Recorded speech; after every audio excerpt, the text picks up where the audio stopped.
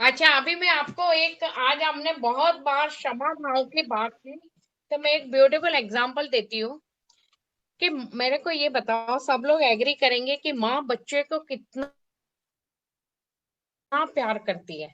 अगर बच्चे पे कोई भी, इवन मैं, आप एनिमल वीडियोस देखो, बच्चे, उसके एनिमल के बच्चे को भी कोई अटैक करना चाहे तो माँ उसको छोड़ती नहीं है। तो महाभारत में एक एग्जाम्पल है कि युद्ध 18वें दिन खत्म हो गया और शांति से वो दुर्योधन इंजर्ड होके पड़ा था, पांडव शांति से अपनी शिविर में गए और बाद में कृष्ण भगवान के साथ में वो लोग वॉक करने गए।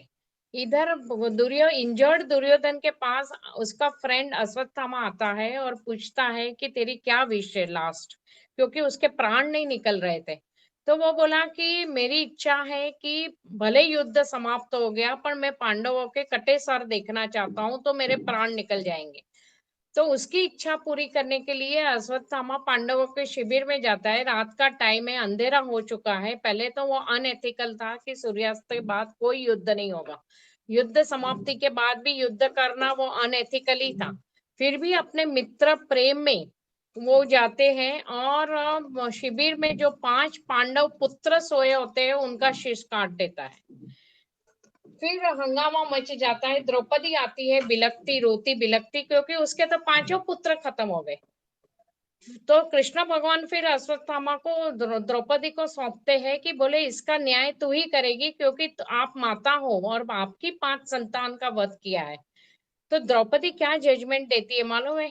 कि वो बोलती है मैंने माफ किया अश्वत्थामा को, क्योंकि वो द्रोणाचार्य का पुत्र है और द्रोणाचार्य मेरे पति के गुरु थे और उन्होंने जो शिक्षा मेरे पतियों को दी और इतना कैपेबल बनाया, तो हम उनके ऋणी है।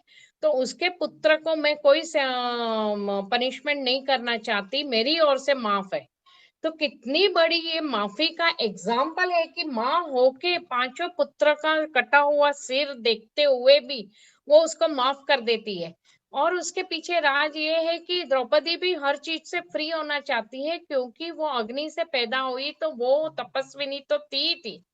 फिर प्रायश्चित के तौर पे अश्वत्थामा स्वयं अपना मणि निकाल देते हैं, जिससे वो जन्म के टाइम उनको मिला था, और फिर वो प्रायश्चित करते हैं। तो ये सब स्टोरीज, राम को भी जब वनवास से वापस आते हैं तो पहले माँ कैकेयी के रूम में जाते हैं और उनको प्रणाम करते हैं, ताकि वो दिखाने के लिए कि मैंने आपको क्षमा किया। भले आपके कृत्य ने मेरे को 14 इयर्स का वनवास किया, भले वो लीला थी, 14 इयर्स में बहुत सा राक्षसों का वध हुआ, ऋषियों का कल्याण हुआ, जो भी था, फिर भी उन्होंने, तो वो तो राम जानते थे, वो राम थे, इसीलिए कैकेयी को माफ कर दिया। तो ये सब एग्जाम्पल महापुरुष सेट करने पृथ्वी पे आते हैं कि तुम उनकी लाइफ से कुछ सीखो। वो भी पैदा हुए ऑर्डिनरी ह्यूमन बीइंग की तरह पैदा हुए, अपने गुणों से महान बने। तो हमें भी गुणों से महान बनना है। सामने वाला कुछ भी कृत्य करे, तुम तो माफ कर दो, तुम कौन हो उसको जजमेंट या न्याय देने वाले? अगर तुमने जजमेंट अपने हाथ में लिया तो फिर लगे रहो जन्मों जन्म उसके पीछे कि उसको ना बराबर करके रहूंगा।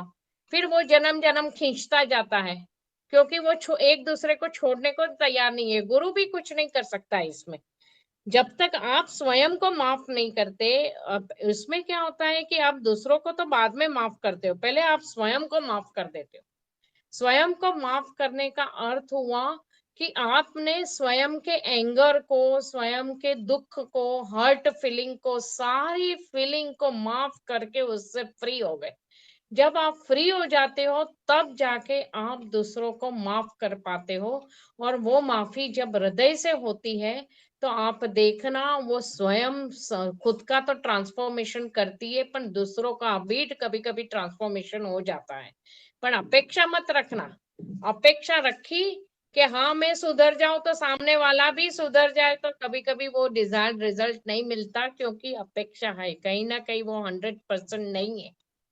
बाकी तुम कुदरत पे छोड़ो, स्वयं 100% हो जाओ। तो शेल वी वाइंड अप, अगर कोई क्वेश्चन नहीं है तो?